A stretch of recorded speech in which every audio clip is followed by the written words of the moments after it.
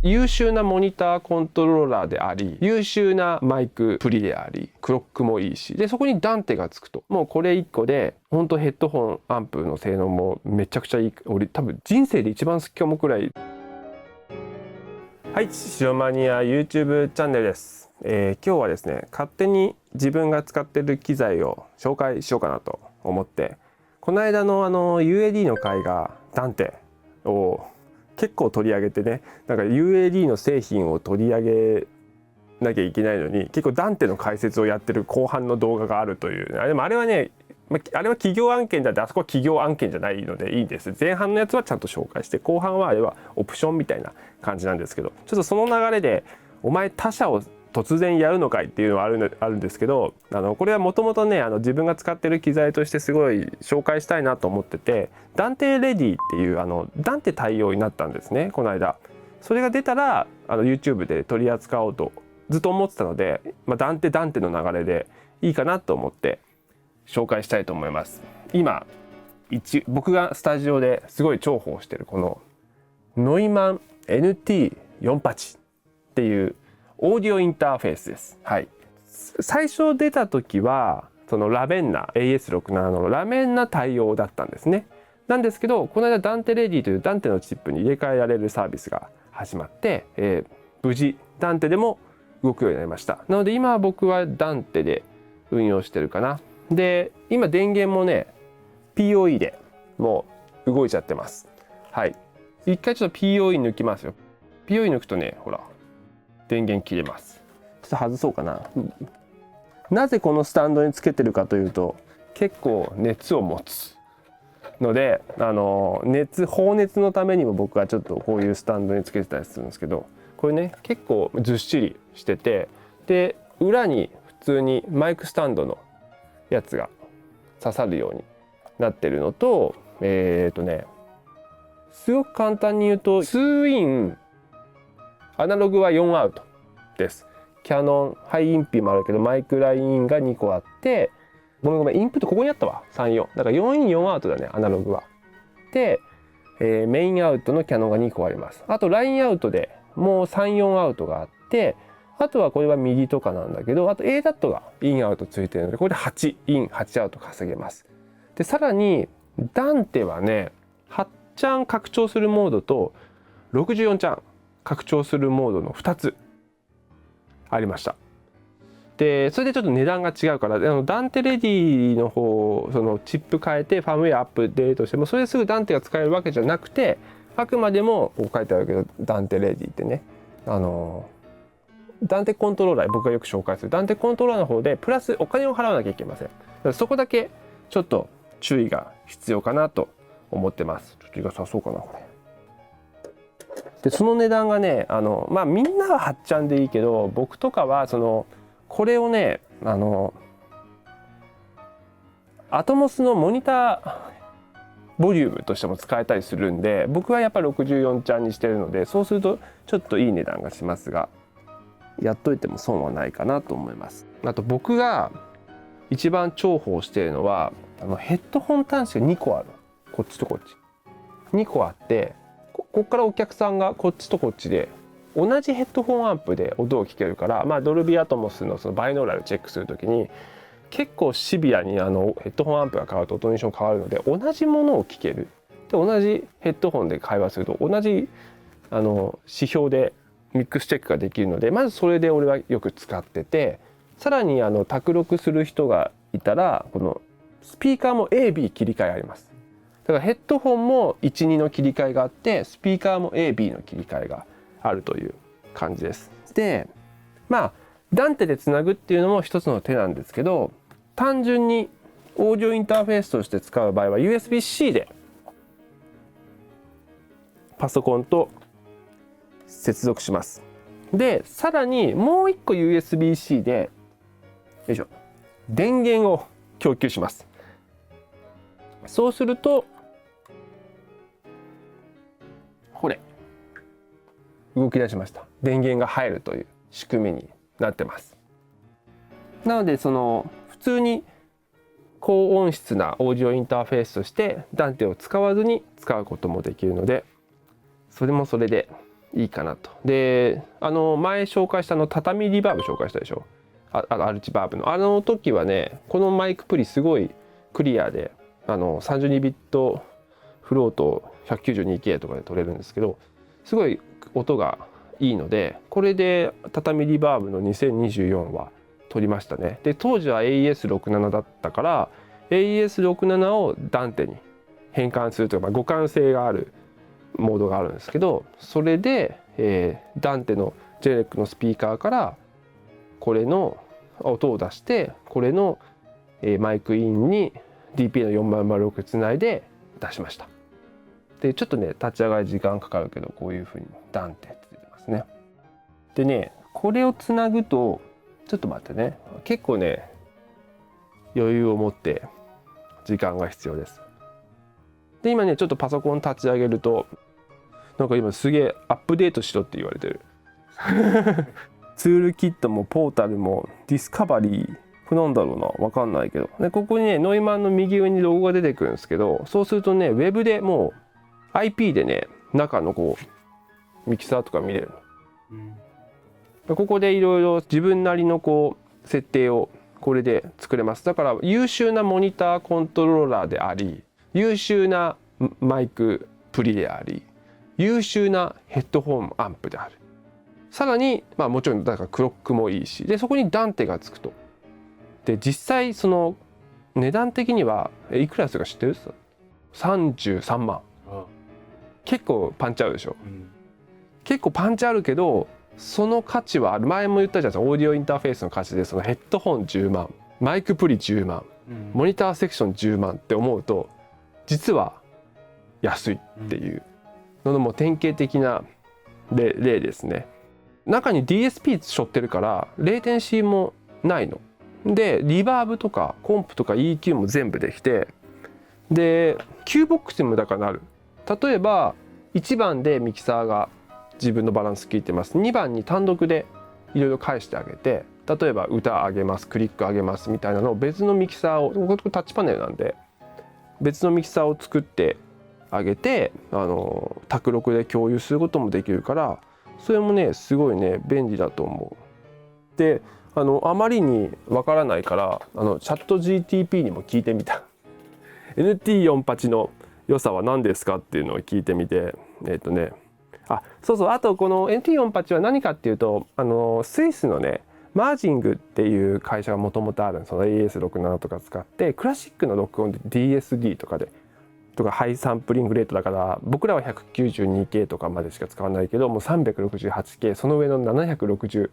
何 K までの録音するようなクラシックでよく使うインターフェースがあるんですよ。ハピとかね、そういう、あとマスタリングエンジニアよく使ってるかな、そういうそこの会社のものをベースにノイマンが独自でさらに改良したっていうのが歴史であります。あとはね、なんて書いてあるのかな、内蔵 DSP によりゼロレイテンシーのモニタリングが可能、 EQ コンプリバーブもかかるの実はリバーブでそれを録音前から使用可能だから、音作りをこれでやってから撮るっていうことも多分できるはずで、中の ADDA 変換は32ビットフロートって書いてあるけど、30ビット固定ではもちろんないけど、でマイクプリもねほんと解像度高くてノイズも少なくてね本当にいいですよ。で、じゃあプロツールスにどういうふうにこいつが出てくるかっていうと、普通にオーディオインターフェースとしては NT48 が出てきます。で立ち上げてみると何イン何アウト出てくるかな。多分ダンテの64開放してるから結構な数のオーディオインターフェースの IO が出てくるんじゃないかなと勝手に予想してんだけど、大丈夫かな。 IO ね16だね、デフォルトは16イン16アウトの IO として今認識してる。だからそこに多分何を当て込むかを使えると自分で IP の方でやるんだろうなっていう気はしてますね。多分ねこのメニュー画面のバスルーティンとかこれだね、バスルーティンとかでミックスも4つ作れるんだよね。ミックス4つ作ってヘッドホンアウトがあってラインメインアウト、ラインアウト、ヘッドホン2個、ADAT8 個、ダンテがおお 32 ごめん今俺 96K で動かしてるから32になってます。はい、そういう感じ。ちょっと熱だけがねすごいんで、ファンとかマックスで回すとすごいワーンって言うんだけど、小さく鳴らせば大丈夫。ミュートもあるしトークバックもボタンもあるよ。で本当になんかモニターセクションとしてもすごい使えるんで優秀でございます。はい、音の紹介ができないのがあれだけど、これ試しにアップデートをしてみようか。何が起こるんだろうね。そんなことをやるなっていうね、 YouTube 中にね。今ね確かねAES67 モードの方が安くなって、逆にダンテレディが出たから、だからいやダンテ使わないよっていう人は多分20何万円台に下がったアップデートしてみようか。ダウンロード&アップデートね。今はさ SSL とか持つとか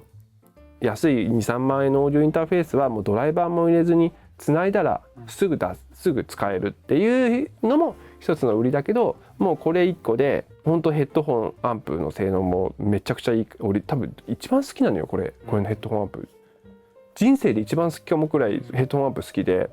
だからこれ一つでやっぱ信頼できるモニターセクションとしてもスピーカーのモニターセクションとしても使えるから、すごくいいと思う。もう1台欲しいんだ実は1スタ用に。2スタはあるけど1スタはヘッドホンアンプがこれがないからちょっと1スタで今作業しづらくて、で1人でやるときはあっちから持ってきたりするんだけど、本当はもう1台欲しいっていう本音だね。ちょっと待ってね、今ね勝手にアップデートしてんだけどね。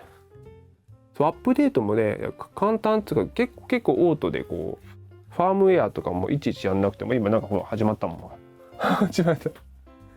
何のアップデートか知らんけどアップデートしてるっていう俺の良くないところだけどね。もう出たらすぐアップデートするっていう。昨日もドルビーアトモスレンダラーが 5.3.2 になったんだけど、もう何も躊躇せずにねアップデートしてみた。あとはやっぱここからノイマンのスピーカーね KH80 とか KH120、150とあるとか、それとの多分関係性もすごいいいと思うし、あと実はその KH シリーズは AES67 モードのスピーカーを出したの。つまりアナログインが、ないわけじゃないと思うけどデジタルでつながる。うちのねこのスタジオも実は全部 AES デジタルでつながってるんだけど、もう音の信号をロスしないっていうすごいメリットがあって、AES67 でそのスピーカーまでつないじゃって、もうフルデジタルでスタジオを完結することもできます。すごいねそれはそれでねめちゃくちゃいい解像度を叩き出すかな。でその時は、確かにダンテのスピーカーは今なんだろうな、ムジークとか俺も今度使うジェネリックのスピーカーとかも出てるけど、そういうもうネットワーク上だけで全てを完結するっていうことができるようになるので、そういう勉強のためにも勉強するために出す30万ちょっと高いか。でもね一回本当ね本当楽器屋さんで聞いてみて、ヘッドホンアンプ USB でつないですぐやれるから、すごいアップデート時間かかってるわ。てかファームウェアのアップデート始めてるからな。なんだろうね、ラベンナも俺がよく DVS って言うじゃん最近。ダンテバーチャルサウンドカードってあるんだけど、ラベンナにもそういうのがあって、これがねちょっと誤解を与えるけども音いいの、ダンテよりもうなんかさ、もう IP のそういうデジタルの世界でそっちの方が音いいとかなんかもう正直信じたくないんだけど、この間ね外国の方がスタジオレンタル来てくれて、でその時に、英語でねメールでねダンテじゃなくてラベンナで音を出したいって言われて、それをダンテの中に紛れ込ませたいって言われて、マジでできるよ、できるけど俺ちょっとそこまで自信ないなみたいな話をしてて、そしたらねその人がペペペペペってねいろいろやってくれて、なんか最初トラブってたけど最後の方はねきっちり音出て、聞き比べしたの。 DVS とそのラベンナの方の DVS みたいなのがあるんだけど、そういう聞き比べしたら全然違った。全然やばい。ちょっと俺ほんとごめんって思うぐらい。でもちょっとねラベンナはね一回そのエンジニアのザックさんがねオーディオインターフェース組み合わせるやつ使ってるから、それで遊び行った時に一回すごい勉強したの。ででその後にこれが発表になったから本当それが役に立ったんだけど、その時にいろいろ学んだのが今すごく役に立ってる。アネマンだ、思い出した。こういうもうダンテパッチみたいなもの、これで管理するのよ。これがね多分昔ね無料だったんだけど、なんか今ね有料でいくらだったかな、